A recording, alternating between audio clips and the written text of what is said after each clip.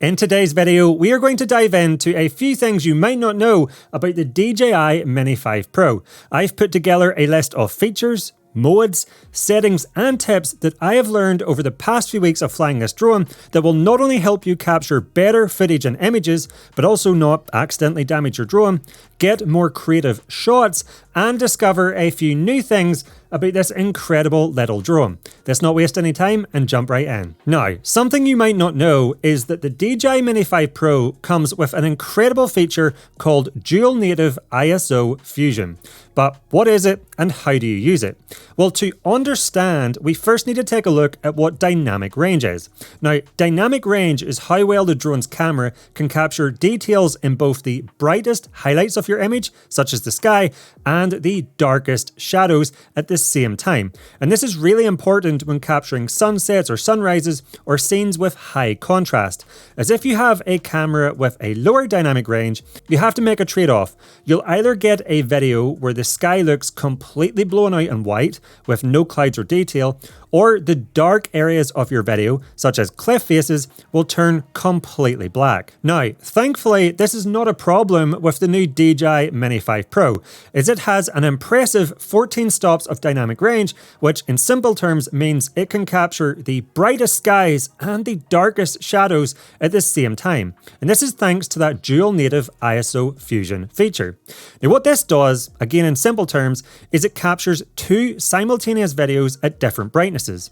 A lower one preserving the highlights such as the sky, and a brighter one giving more detail in the shadows, so again those darker areas of your image, and then automatically combining the two in real time to create one image with a higher dynamic range. And surprisingly, in my testing, this means the footage you get from this drone has a higher dynamic range than even the Air 3S. Now, this all sounds fantastic, but here's the part you might not know. This dual native ISO feature is only active whenever the camera is in auto mode.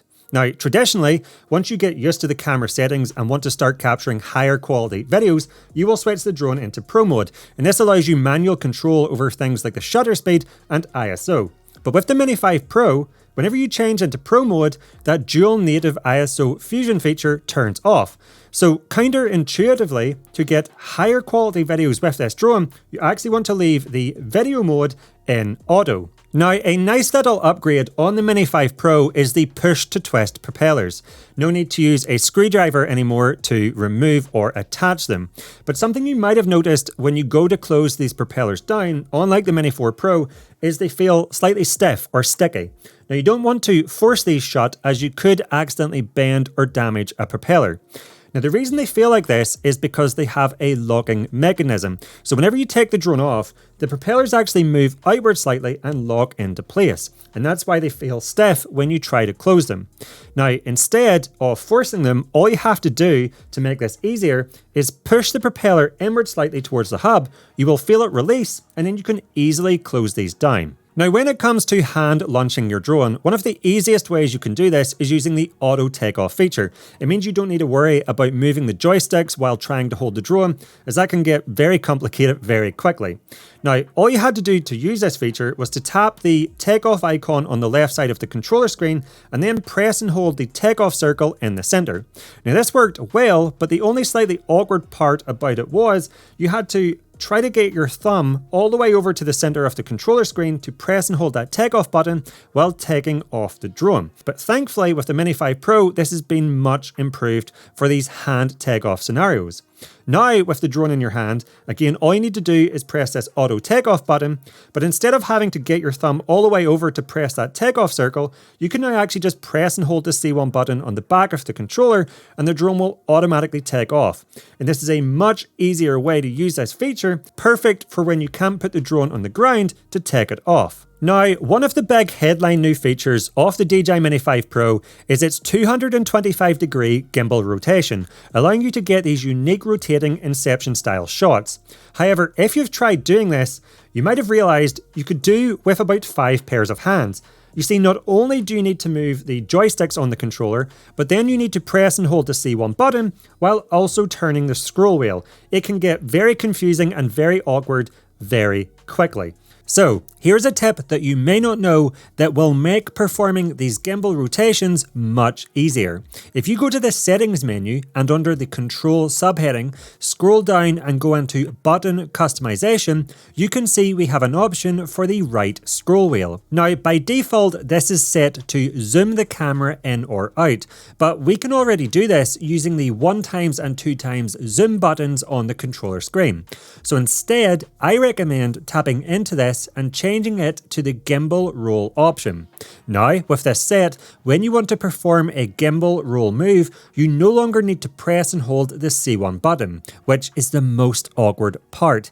Instead, simply turn the right scroll wheel to roll the gimbal, and I find this way much smoother and easier to control. Now, if you find when you're doing a gimbal rotation using the scroll wheel, it's just moving too fast for you to easily control, you can actually slow it down. And you can do that by tapping the 3 white dots on the top right of the controller screen, going to the control subheading, and then tapping into gain and expo tuning.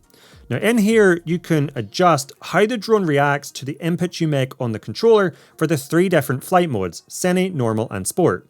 So let's just keep it in normal, but this option is available for all 3 flight modes. And if you scroll down to the bottom, you will see an option called Max Roll Speed. Now if you decrease this now means whenever you use that scroll wheel on the top of the controller to do a gimbal rotation, it will rotate much slower, allowing you to control it easier. Now, just quickly before moving on to the next tip, if you're getting value from this video, please let me know by giving me the thumbs up and clicking that like button down below.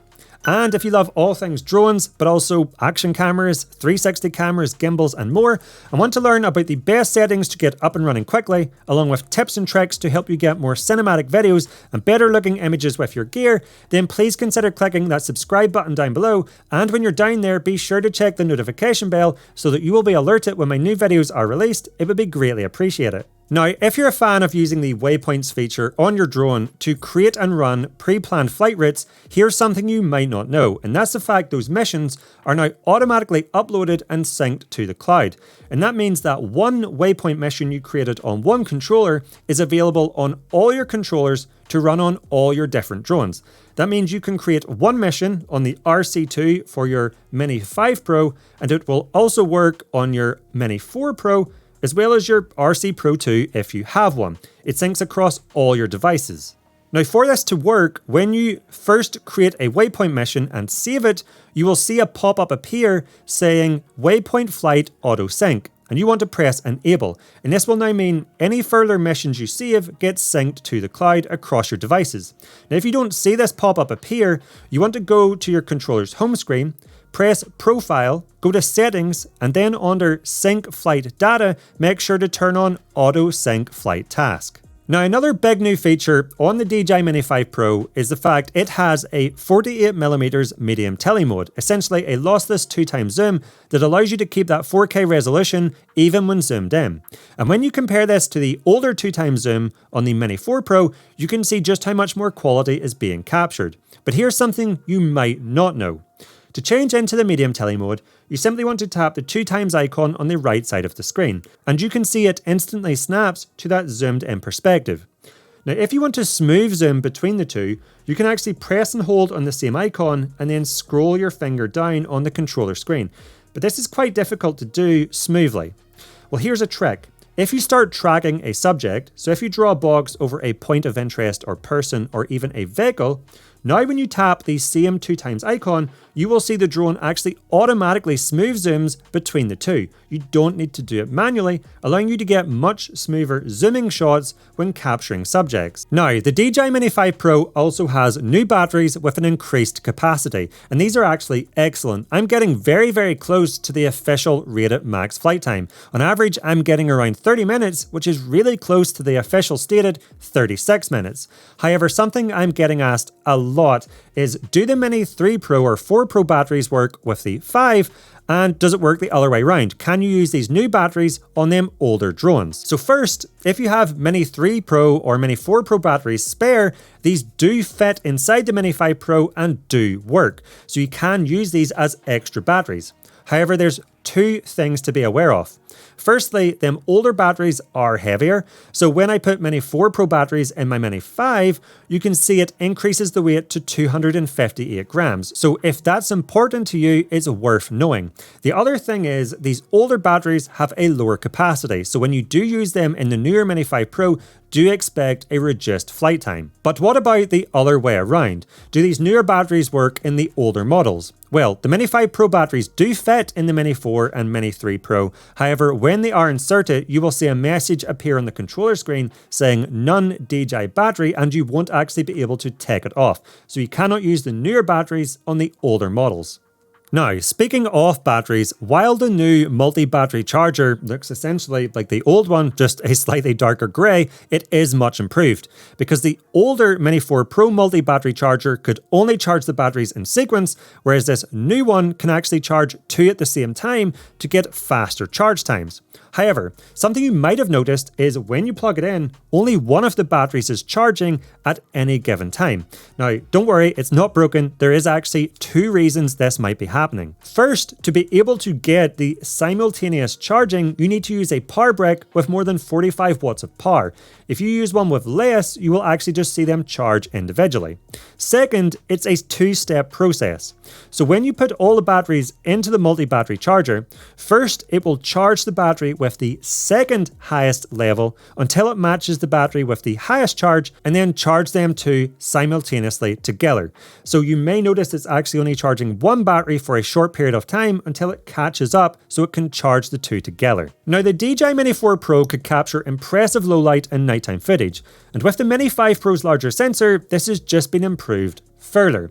However, if you're out flying at night and you've just upgraded, something you might be wondering is, where has the night mode went?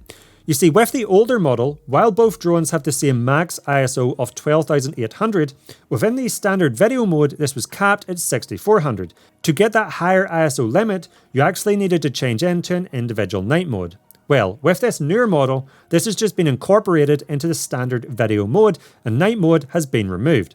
So you can see I'm in the standard video mode with the Mini 5 Pro, but we still get access to that max ISO limit of 12,800. And this has one major benefit.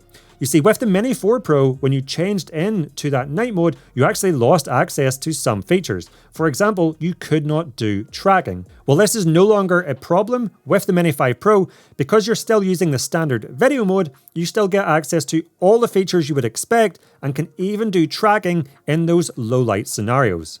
Now, another new improvement you might not know about comes to the Master Shots feature. Now, if you don't know what Master Shots is, very quickly, when you change into that mode, if you draw a box over a point of interest or subject and hit go, the drone will automatically fly around it and capture multiple different maneuvers and perspectives, such as orbit or helix or top down. That means when it comes back to you, you will have a sequence completed for you automatically. However, with the older model, this was just saved as one long continuous video file, which meant you actually had to go into your video editor and cut out all the individual shots, and this could be a bit of a pain. Well, with this improved version, now when you look at the memory card or internal storage on your drone, you will actually see each individual shot the drone has captured as an individual video file, saving you so much time. Now, with this new model, we also get completely redesigned ND filters. These no longer twist off and twist on like the older model, which I prefer, being honest, as they felt much more secure when attached. Instead, these simply press and snap on over the top of the camera. The cap can no longer be removed. Now, when you fit these, you want to be careful, as they can be a little awkward to get lined up and snapped into place. And actually, when pushing them over the top of the camera, you want to make sure not to use too much force, as you can push the gimbal backwards and potentially damage it. So I actually have 2 tips. First, I actually like to get my finger in behind the gimbal, just so I can hold it securely when I'm pressing the cap on the front, and that way it doesn't get forced backwards. And also, I highly recommend that you turn the drone off. With the older model, you could get away with twisting the cap on while it was still powered on, but with this new one, I think you're just putting too much force on that gimbal and you might overload it. so you're much better turning the drone off first when attaching these filters. Now, something else that is worth knowing is that the Mini 5 Pro is actually compatible with the RC Pro 2. You might get confused about this because you can't actually pick up the Mini 5 Pro as a bundle with this controller, but that's because this controller is pricey. I think this controller alone is more expensive than the Mini 5 Pro and the RC2. However, if you can afford it, and it is a luxury, this is a much better controller offering a much improved flying experience. You get a bigger, brighter screen, much faster startup times, and if you record a lot of vertical content, being able to rotate that screen into that portrait orientation to see a much larger full screen preview rather than the tiny little preview on the RC2 is a big plus. And when you rotate that screen on the RC Pro 2, the gimbal automatically rotates on the Mini 5 Pro, just like how it does with the Mavic 4 Pro. Now, speaking of controllers, something you might have already encountered is if the battery gets critically low, it will start making an incredibly loud, constant beeping noise. Now, this is important to know because if you're in a location that's quite busy with a lot of people, this sounds like an air raid siren and it will almost certainly draw a lot of attention. Now, the way you get around this is simple. Always make sure to charge your controller fully before heading out flying to avoid it getting low and that beeping noise starting. But what if you forgot to charge it and you're out on location trying to get a few final shots while your controller is making this incredibly loud and attention-grabbing noise? Well, you can actually mute it. Now, to do this, all you need to do is drag your finger down from the top right of the controller screen and then tap this mute icon, and the controller will no longer make that beeping noise. Just be aware of how much battery is left in your controller so you don't end up in a situation where it dies while the drone is still in the air. And remember, once you have fully charged your controller, to turn the audio back on, as without it, you won't be able to hear things like the obstacle avoidance beeps, for example. So, there you have it, a few things you might not know and nobody tells you about the DJI Mini 5 Pro. And hopefully these tips allow you to get better videos and images, have more fun when out flying, and not accidentally damage your drone. Now, do you know any tips or tricks that make the Mini 5 Pro even better? Then I would love to hear about them, so please let me know and everyone else by dropping it in the comments down below. And if you would like to find out how the Mini 5 Pro compares to the now older DJI Mini 4 Pro, then here's a video that compares the image quality, performance, features, and more, and you can watch that by clicking up here or by clicking the link in the description down below.